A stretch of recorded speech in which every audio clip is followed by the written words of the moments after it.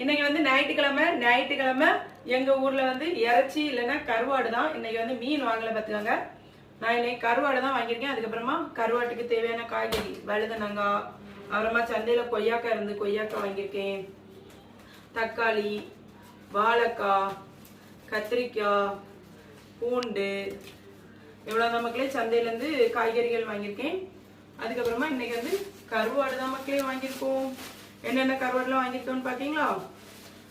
முரல் கருவாடு, இந்த கருவாடு ரொம்ப டேஸ்டா இருக்கும், அது வாங்கியிருக்கேன்.